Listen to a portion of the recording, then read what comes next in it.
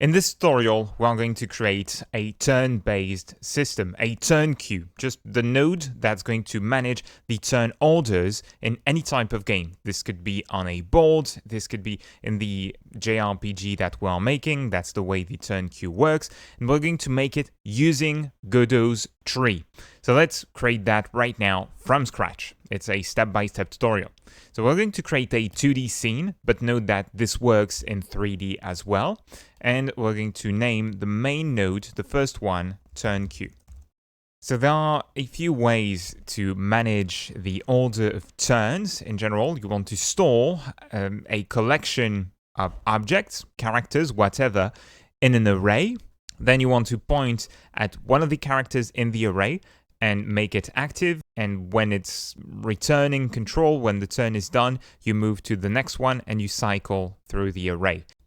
Now, when you have a node in the tree, in the scene tree, its children is an array. It's a list of elements, and we're going to use that, to use the tree as our array, as our list of nodes with a specific order. We're going to use our icon, the Godot bot, to create a list of characters that we will use here. So I'm going to place the icon in the editor, and we're going to duplicate it 2 times. We'll call this GoBot1. Well, let's just call you GoBot. Copy the name, and I'll call the other 2 the same way, and we're going to offset them a little bit in the view, just to make it clear that there are different nodes that we can work with.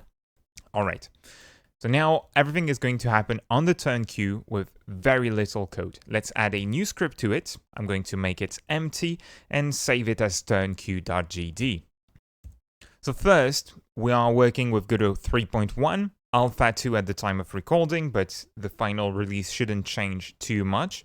And I'm going to use the class name keyword to create a new class that will be registered in Godot that we can access from other scripts and call it turn queue, like my node and like the scene we're going to create out of it. So here's how turn management works. We're going to store an active character in a variable. Active character is going to be one of the node's children. At the start of the game, it's empty, and we're going to initialize it in an initialize function.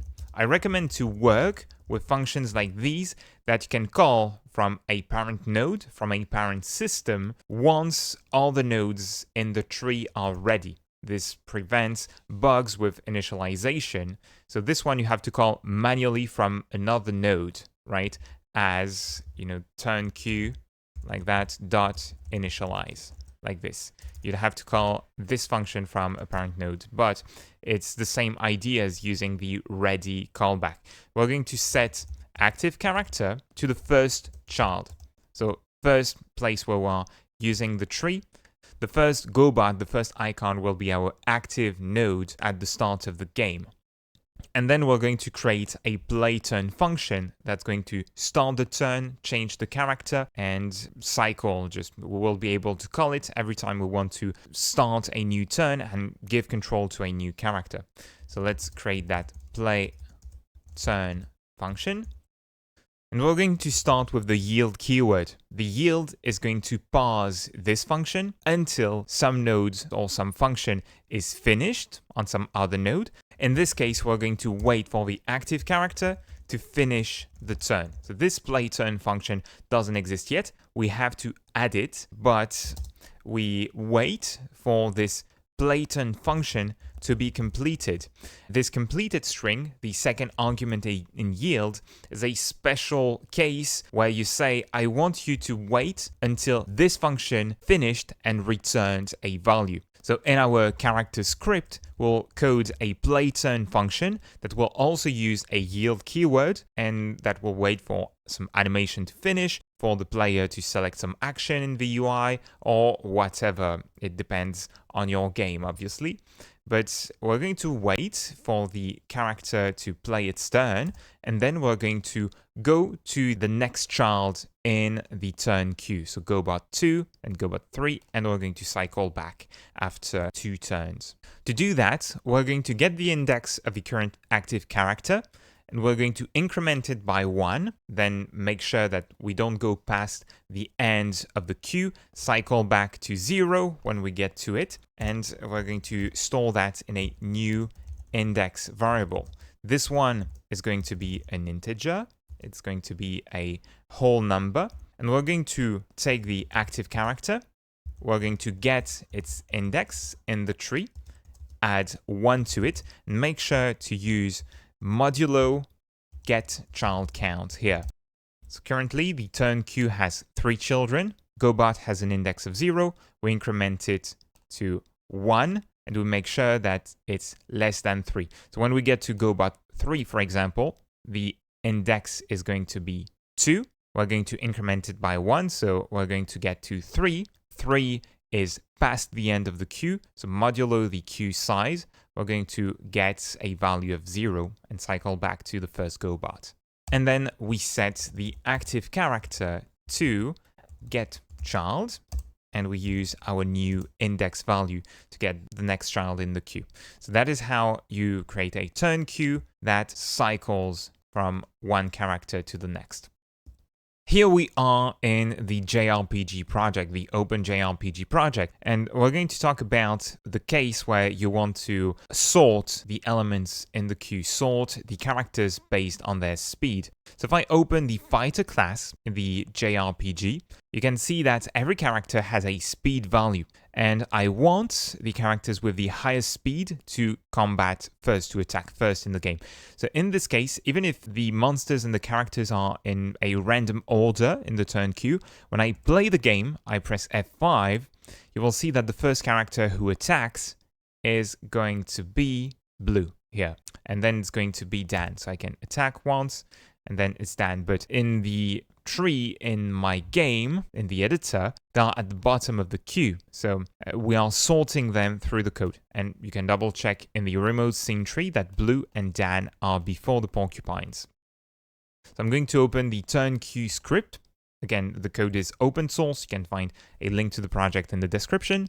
Here we are mostly interested at the changes in the initialize method and sort battlers. Play turn works exactly the same as we have just seen in the earlier part of the video. So in initialize, I first get all the battlers. I'm actually getting a list of these 5 nodes, the 5 children of turn queue, but I've wrapped it in a method here, and I store that in a variable. Then I call the new sort custom in Godot 3.1. This is a method on arrays that lets you sort them using a custom method, a custom condition. So this one is going to take an object and the name of the method to call on that object. Then you pass 2 elements to that method, A and B, 2 elements in the array. And you return a boolean, true or false. You return true, that depends on how you want to sort the array, depending on your game. In my case, I return true if A is bigger than B. So if A should be before B in the final sort order. Now, sort custom is going to sort the array in place. So as you can see, I'm just calling the method, and it's going to modify the order of the battlers in my battlers variable. In sort battlers, I return true if the first element's speed in the comparison is higher than the second element's speed. And this method is going to get called multiple times until the full array is sorted. Now, the final thing I'm doing, and this is why while not following the docs here, the docs would tell you to return true if B is higher than A, but we want to use the raise method on the battlers. And raise is doing this. It's taking a node and it's going to put it at the first position, at the first children of its parent element. And so when we sort the array this way, we're going to get it in the reverse order. So we're going to get the porcupines first, and then we go through all the nodes. So we raise the porcupine first, porcupine 2, porcupine 3, blue, or in this case it might be Dan, and blue, and as we raise them all from the slowest to the fastest element, to the fastest battler, it's going to give us the right order that we are looking for in the game. This might be a little confusing, but I invite you to check the project. You will see that it works. And this is how you can not only have a turn-based game, but you can sort the turns based on a given condition. And all that with, in total, about 15 lines of code. The last thing I want to show you is how we handle this playTurn method here. So we use the yield keyword to pause the execution of the game, and the combat system is waiting for this playTurn method to return to then call it again and start the next turn. Now we are calling playTurn on the battlers. Let's see how this one works. Battlers have quite a bit of code, but we're only interested in the playTurn method here. This one is going to do a series of yields. So you first have the skin that's going to move forward. This is the animation when the character moves forward on the board. Then we execute the action. So this is going to be the action that the player selected in the menu. In this version of the demo, the very early prototype, you can only attack. So the action is always going to be attack, but this could be a magic spell. This could be a special move, a limit break, whatever you can imagine on the character. And it's going to call execute on that action, which all combat actions have. Then we play another animation once the action is done. So let's say the character executes and attacks. It's going to move to its target. We're going to wait for 1 second. It's going to damage the enemy. And then we play the return to start animation. Again, very early version of the project. So right now, the motion is hard-coded in the character. And as we add more animations, more characters, we will replace that with a more elaborate system. But it's just to show you that every time we're waiting for another function to complete. And these functions, like move forward, for example, it's creating an animation on a twin node, and it's waiting for it to complete to then finish and return control to that playTurn method.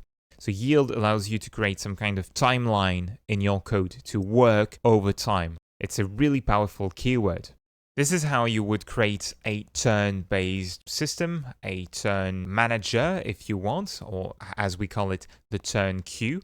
That said, we're going to explore more topics in the future regarding this RPG project, but for now, thank you kindly for watching, be creative, have fun, and we'll see one another in the next one. Bye-bye.